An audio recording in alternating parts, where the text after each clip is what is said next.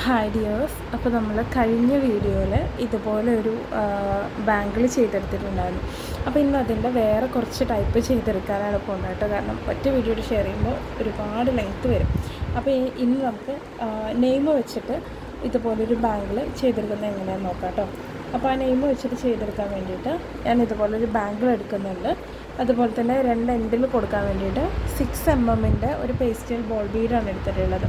First നമുക്ക് വേണ്ട name ഏതാണോ ആ നെയിം ബീഡ് നമ്മളിതിലോട്ട് കറക്റ്റായിട്ട് കോർത്തെടുക്കുക. ഓക്കെ, സ്ക്വയർ ഷേപ്പിലുള്ളത് എടുക്കുന്നത് എന്താണെന്ന് വെച്ച് കഴിഞ്ഞാൽ നമുക്ക് ഇത് കുറച്ച് വിട്ട് വരുന്നുണ്ട്, വീതി വരുന്നുണ്ട്, കണ്ടില്ല, നല്ല കട്ടിയിലായിരിക്കണത്. അപ്പോൾ നമ്മൾ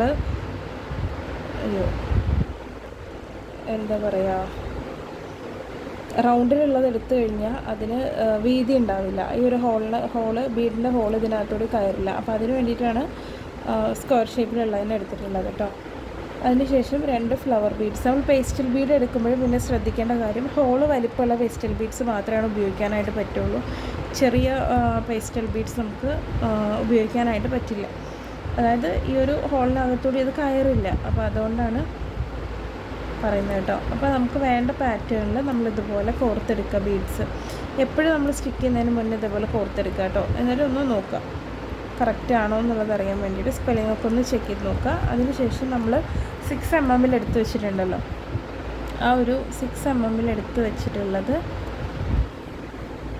ഇത് ടൈറ്റ് ആയിരിക്കും കേട്ടോ. കുറച്ച് വീതി ഇതുപോലെ ഹോള് വലിപ്പമുള്ളത് മാത്രമാണ് നമുക്ക് ഇതുപോലെ സ്റ്റിക്ക് ചെയ്യാനായിട്ട് പറ്റുള്ളൂ കറക്റ്റായിട്ട്. ഇതൊന്നിങ്ങനെ അകത്തേക്കാക്കിയിട്ട് ഇതുപോലെ ഒന്ന് പിരിച്ചെടുക്കാം. ഓക്കെ, കറക്റ്റായിട്ട് അവിടെ നിന്നോളും. ഗം അപ്ലൈ ചെയ്യാനായിട്ട് എപ്പോഴും ശ്രദ്ധിക്കുക കേട്ടോ. അതല്ലാന്നുണ്ടെങ്കിൽ കറക്റ്റായിട്ട് സ്റ്റിക്ക് ആവില്ല. അതിനുശേഷം നമുക്ക് ഏത് പോർഷനിലാണോ ഇത് വരണ്ടതെന്നുള്ളത് നമ്മളൊന്ന് ഇതുപോലെ കറക്റ്റായിട്ട് വെച്ച് നോക്കുക എങ്ങനെയാണ് വരേണ്ടത് എന്നുള്ളത്. അതിന് ശേഷം നമ്മളെന്ത് ചെയ്യുക, ഗം അപ്ലൈ ചെയ്തിട്ട് നമുക്കിത് ഓരോന്നും സ്റ്റിക്ക് ചെയ്തെടുക്കാം.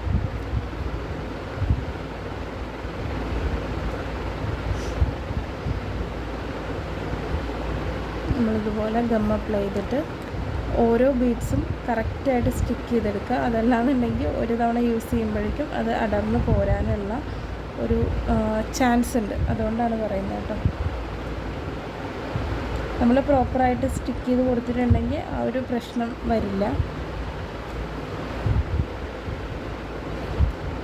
മുകൾ ഭാഗത്തു നിന്ന് പേര് വിസിബിൾ ആവുന്ന രീതിയിൽ വേണം നമ്മളത് സ്റ്റിക്ക് ചെയ്ത് കൊടുക്കാനായിട്ട്.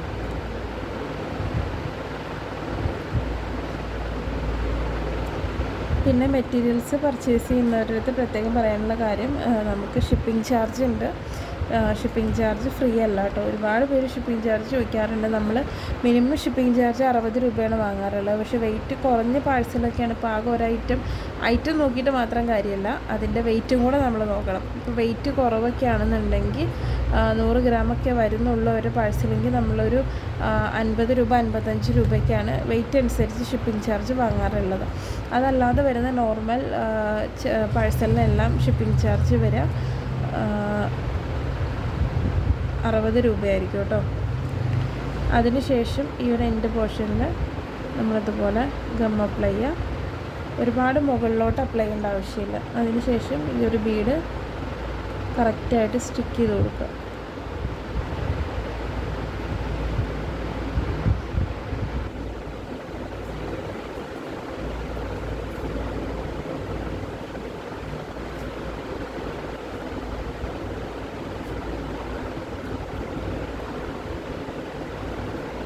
എക്സ്ട്രാ വരുന്ന ഗമ്മ് തുടച്ച് കളയുക കേട്ടോ, അല്ലെങ്കിൽ നമുക്ക് അഭംഗിയായിട്ട് അതേപോലെ നിൽക്കും.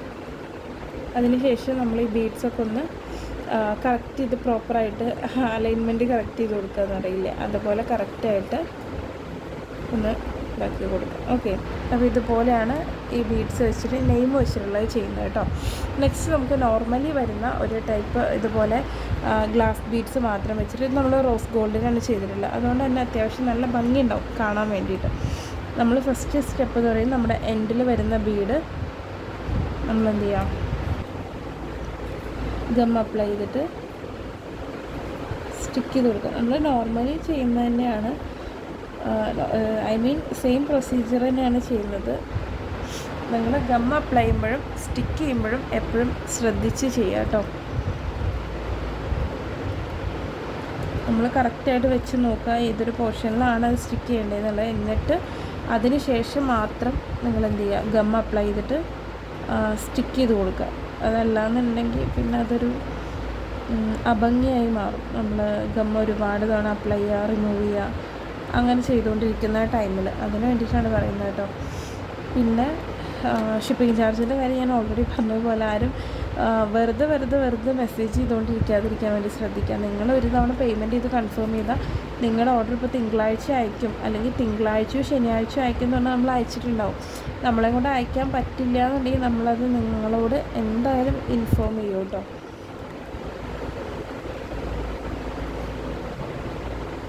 അപ്പോൾ ഇതുപോലെ അങ്ങനെ സ്റ്റിക്ക് ചെയ്തതിന് ശേഷം നമ്മളെന്ത് ചെയ്യുക,